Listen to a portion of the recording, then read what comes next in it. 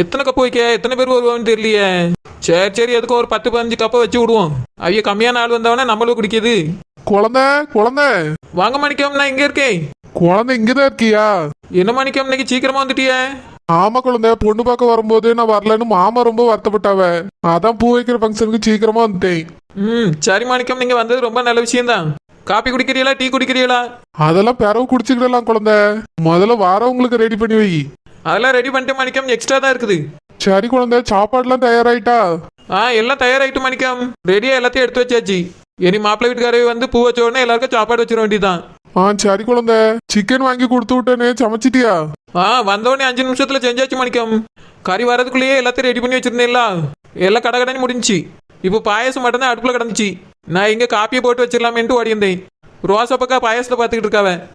சரி குழந்தை, எல்லாம் கரெக்டா இருக்கான்னு பாத்துக்க. சாப்பாடுல உப்பு காரம் எல்லாம் கரெக்டா இருக்கான்னு பாத்துக்க குழந்தை. அப்புறம் மாப்பிள்ளை வீட்டுக்காரங்க வருத்தப்படுற மாதிரி வச்சுக்கிடாத. அதெல்லாம் சூப்பரா ரெடி ஆயிட்டு மாணிக்கம். நான் டேஸ்ட் எல்லாம் பார்த்துட்டு தான் வந்தேன். சரி குழந்தை. அம்மா, அத்தையை கூட்டு வரேன்னு சொன்னிய, ஒத்தையில வந்திருக்கிய? அதையும் கேட்க குழந்தை, எங்க அம்மையை கூப்பிட்டேன். வழக்கம் போலதான் எங்கேயும் நான் வரலன்னு சொல்லிட்டாவ. அது இங்கேங்கிறதுனால உங்க அம்மா வர மாட்டேன்னு இருப்பாவ. வேற எங்கேயா கூப்பிட்டுனா கண்டிப்பா பின்னாடி வந்துருப்பாவ மாணிக்கம். ஆமா குழந்தை, எங்க அம்மா ஏன் இன்னும் இப்படி இருக்காவனே புரியல. முன்னாடிதான் உன்னைய பிடிக்கல அப்படிலாம் சொல்லிட்டு இருந்தாவ. இப்போ கல்யாணம் ஆகி நம்மளுக்கு ஒரு குழந்தையே பிறந்துட்டு இன்னும் எங்க அம்மா உன் மேல கோவத்துலதான் இருக்காவ குழந்தை. பாப்பாக்கு நம்ம வீட்டுல வச்சுதான் பிறந்த நாள் கொண்டாடணும்னு சொன்னா அதெல்லாம் கொண்டாடக்கூடாதுன்னு சத்தம் போடுறாங்க குழந்தை. எனக்கு என்ன செய்யனே புரியல மாணிக்கம். இதுக்குதான் சொன்னேன், உங்க அம்மா ஒத்து வர முடியாத, நம்ம ஊர்ல போய் பிறந்த நாள் வச்சுக்கலாம். நீங்க தான் கேட்க மாட்டேன்ட்டிய, நம்ம வீட்டுல கொண்டாடலாம் நீ. இப்ப பாத்தீங்களா, உங்க அம்மா இந்த ஃபங்க்ஷனுக்கே வர மாட்டேங்காவ. நானும் நம்ம பிள்ளை அங்க வந்தாச்சுன்னா எப்படி ஒத்துக்கிடுவாவ? நாங்க 2 பேர் மட்டுமா? டாடி வருவா, பச்சைக்கிளி மஞ்சக்கிளி ஓனர், என்ன இந்த ஊர்ல உள்ளவி எல்லாம் வருவாவ. உங்க அம்மா என்ன சொல்ல போறவள் நினைக்கும் போதே பயமா இருக்கு மாணிக்கம். குழந்தை, எங்க அம்மா ஒத்துக்கிட மாட்டாங்கதான். ஆனா அவங்களை ஒத்துக்க வைக்கிற ஒரு ஆளு நம்ம கிட்ட இருக்குல்ல. யாரு சொல்றீங்க மாணிக்கம்? பாட்டி தான் குழந்தை. பாட்டி சொன்னா எங்க அம்மா கேட்பாங்க. என்ன எங்க பாட்டி மேல எங்க அம்மைக்கு பயம் இருக்கு. அதனால எங்க பாட்டி என்ன சொன்னாலும் சரி எங்க அம்மா செய்வாங்க குழந்தை. நீ ஒன்னும் பயப்படாத. கண்டிப்பா பாப்பா பிறந்த நாள் நம்ம வீட்டுல வச்சுதான் கொண்டாடணும். பாப்பா இது வரைக்கும் ஒரு தடவை கூட நம்ம வீட்டுக்கு வந்ததே இல்ல. பிறந்த நாளையாவது அங்க வச்சு கொண்டாடுவோம் குழந்தை. அப்படியே அதுக்கப்புறம் நீ அங்கேயே இருந்துரு. ஐயோ, உங்க அம்மா பேசுற பேச்சையும் கேட்டு என்னால அந்த வீட்டுல இருக்க முடியாது. அது மட்டும் இல்லாம என்னைய நம்பிதான் டாடியும் பச்சைக்கிளியும் இருக்காவ. மஞ்சக்கிளியாவது கல்யாணம் பண்ணி போயிருவா.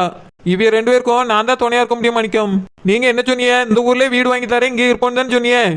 நான் அங்கெல்லாம் வர முடியாது மாணிக்கம். இந்த ஊர்ல தான் எல்லாரும் எனக்கு தெரிஞ்சவே இருக்காவ.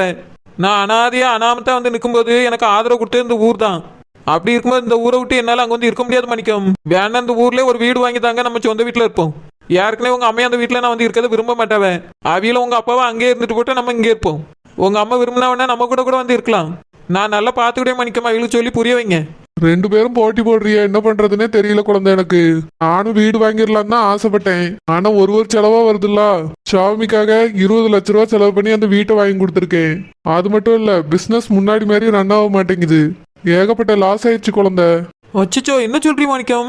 ஆமா குழந்தை, உன்ட்டையும் அம்மா கிட்டே சொன்னா வருத்தப்படுவீங்களேன்னு யார்ட்டையுமே சொல்லல. பிசினஸ்ல நிறைய லாஸ் குழந்தை.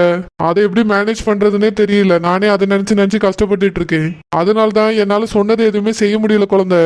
இப்படியே போச்சுன்னா என் பிசினஸே ப்ராப்ளம் ஆயிருமோன்னு தோணுது. மாணிக்கம், ஒழுங்கா உங்க வேலையை பாருங்க, அதை விட்டுறாதுங்க மாணிக்கம். சரி குழந்தை, நானும் அதான் பாத்துட்டு இருக்கேன். ஆனா எனக்கு ஏகப்பட்ட நெருக்கடி குழந்தை. கொஞ்சம் பரவாயில்லாம இருந்தது. ஓனர் வந்து 15 லட்சம் வாங்கிட்டு போயிட்டாங்க. இதோ இப்போ மஞ்சக்கிளிக்கு வேற கல்யாணம் வருது. நான் மாமாட்ட எல்லாம் செய்யறேன்னு சொல்லிட்டேன். அவங்க கிட்ட போய் நான் இப்போ கொஞ்சம் கஷ்டத்துல இருக்கேன்னு சொல்ல முடியுமா? ஏன்னா மாமா நம்மளுக்கு மேல கஷ்டத்துல இருக்காங்க. அதனால அவங்களுக்கும் செய்யணும். பாப்பாக்கு வேற பிறந்த நாள் வருது, அதுக்கும் காசு தேவைப்படும். இந்த மாதிரி ஏகப்பட்ட ப்ரெஷர்ல இருக்கேன் குழந்தை. எப்படியாவது எல்லாத்தையும் சரி பண்ணிடுவேன். நீ 1 வருஷம் பொறுமையா இரு குழந்தை. எப்படியாவது அதுக்குள்ள நான் வீடு வாங்கிடுவேன். சரி மாணிக்கம், அது ஒன்றும் அவசரம் இல்லை. நான் ஓனர் வீட்லயே என்ன 2 வருஷம் கூட வாடகைக்கு இருக்கேன், ஒரு பிரச்சனையும் இல்லை. நீங்க உங்க பிசினஸ் ஒழுங்கா பாத்துக்கிடுங்க, அது போதும் எனக்கு. சரி குழந்தை, பிசினஸ் கொஞ்சம் லாஸ்ட்ல போயிட்டு இருக்கு. அது சரியான உடனே நம்ம புது வீடு வாங்குறத பத்தி யோசிப்போம். சரி மாணிக்கம். அது வரைக்கும் நம்ம வீட்டுல வந்து இறான் குழந்தை. இருக்கலாம் மாணிக்கம், எனக்கும் ஆசை தான் உங்க கூட இருக்கு. ஏற்கனவே உங்களுக்கு ஒரு பிரச்சனை இருக்கு. இதுல நான் வந்து அங்க இருந்தா உங்க அம்மா ஒரு பிரச்சனை தருவாவ. இதெல்லாம் தேவையா? நீங்க பாட்டுக்கு நிம்மதியா உங்க வேலையை பாருங்க. அப்பப்போ நீங்க வந்து எங்களை பாத்துக்கிடுங்க மாணிக்கம். சரி குழந்தை, அடிக்கடி வந்து பார்க்க வருவேன். ஆனா வேலை அதிகமா இருக்கும்போது மட்டும் வர முடியாது. நீ எதையோ என்ன தப்பா நினைச்சுக்காத குழந்தை. நான் ஏன் மாணிக்கம் உங்களை தப்பா நினைக்க போறேன்? உங்களை பத்தி எனக்கு நல்லா தெரியும் மாணிக்கம். இல்ல குழந்தை, காதலிக்கும் போது அடிக்கடி வந்தாரு. இப்போ எப்பயாவது வர ஆரம்பிச்சிட்டாரு. நீ நினைக்க கூடாதுல்ல, அதுக்குதான் சொல்லி. புரியுது மாணிக்கம், என்னால புரிஞ்சுக்கிட முடியுது. என் கழுத்துல தாலி கட்டி எனக்கு ஒரு குழந்தையும் தந்திருக்கிய. நான் இப்ப சந்தோஷமா தான் இருக்கேன் மாணிக்கம்.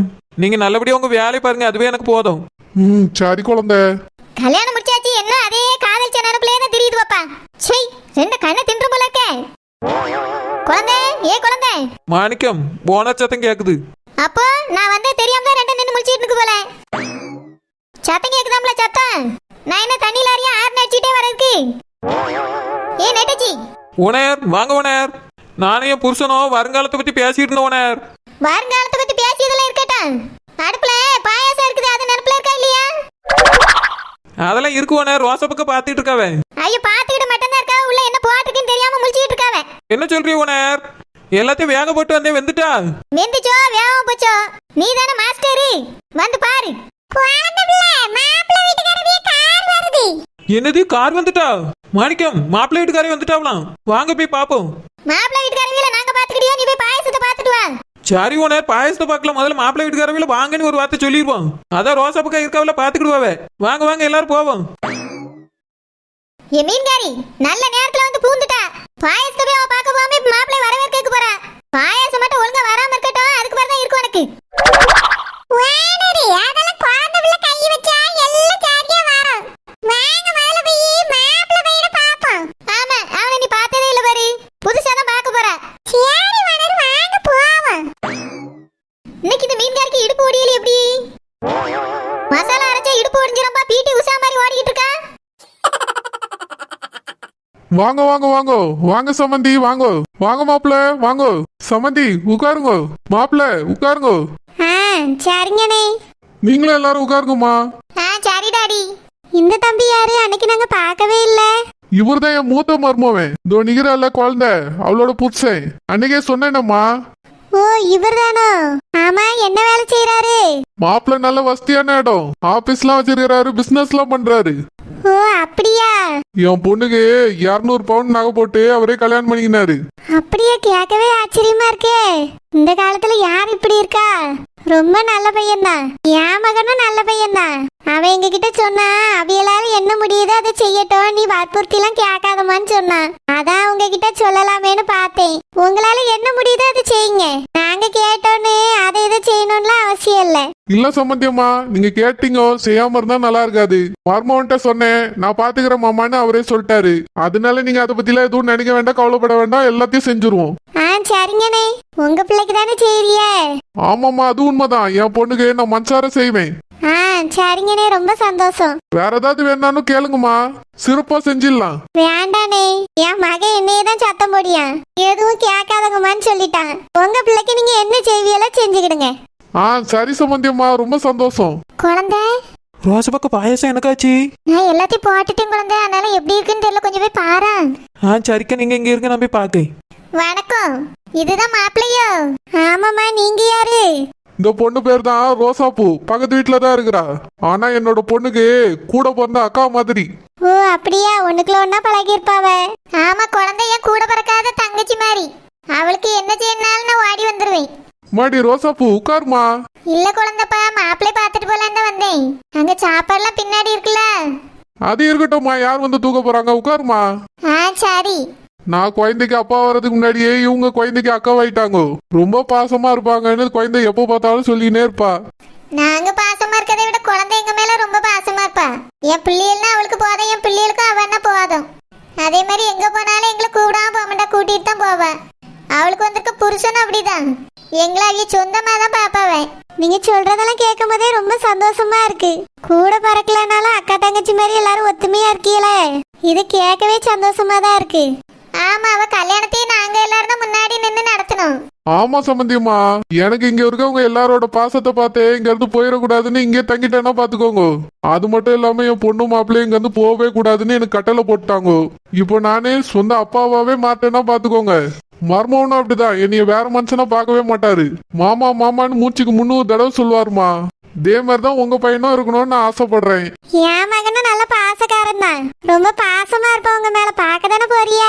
எங்க மேல மட்டும் இல்லம்மா, குழந்தை மேலயும் பாசமா இருக்கணும், என் மூத்த மருமக மேலயும் பாசமா இருக்கணும். அதான் எனக்கு முக்கியம். எனக்கு அவரு 2வது மருமக பிள்ளை, இன்னொரு மகன் மாதிரி தான். அதனால எந்த பிரிவினையும் பிரிச்சு பார்க்க வேண்டிய அவசியம் இல்ல. அவரும் எங்க கூட ஒண்ணுக்குள்ள ஒன்னா இருந்தாலே போதும். அதெல்லாம் இருப்பான். ஒரு 4 நாள் நம்ம வீட்டுல தங்கி பாருங்கம்மா, உங்களுக்கு வீட்டு விட்டு போறதுக்கே மனசு வராது.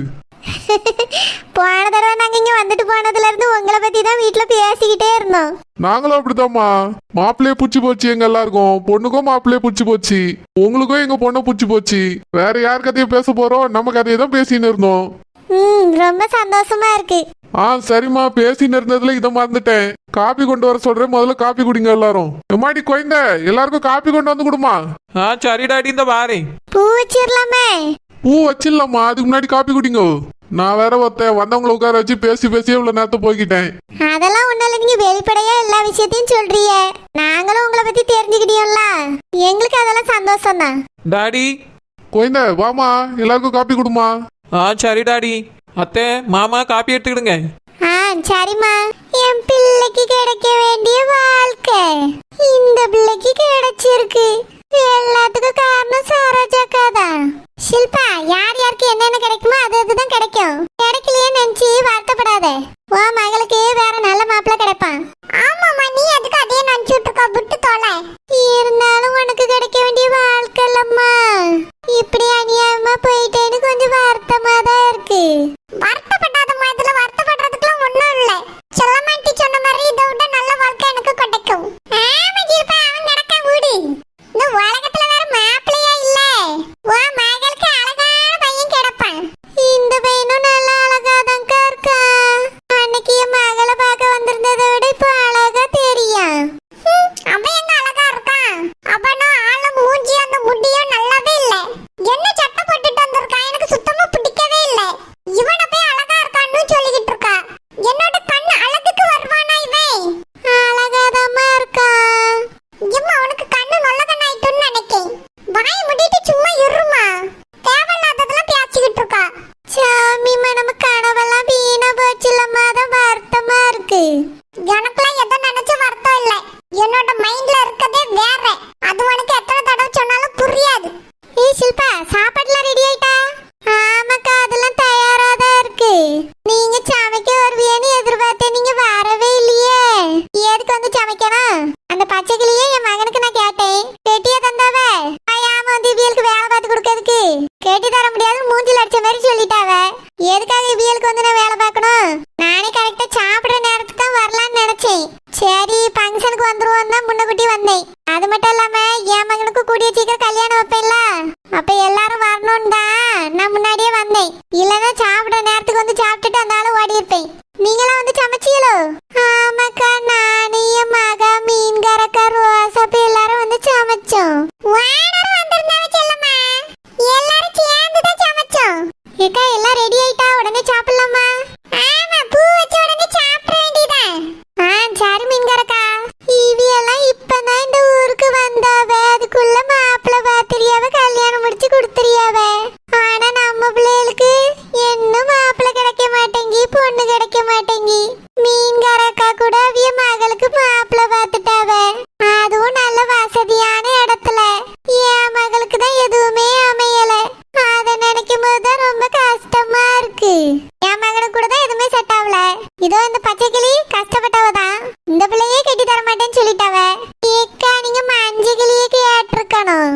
என் மாவே பச்சை கிளியே தானே கேட்க சொன்னா, அதனால தானே வந்து கேட்டேன். கடைசியில அது அப்படி ஆகி போச்சு.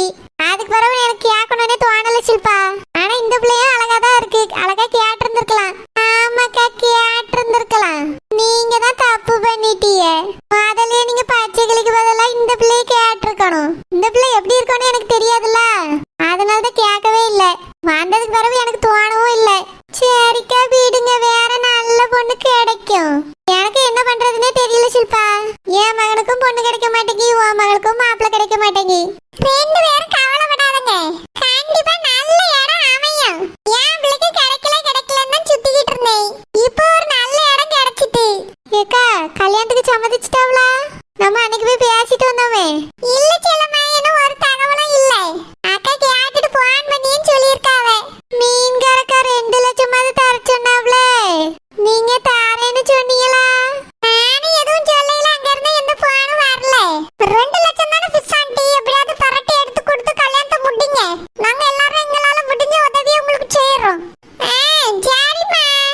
அப்புறம் சம்மந்தி பூ வச்சிடலாமா?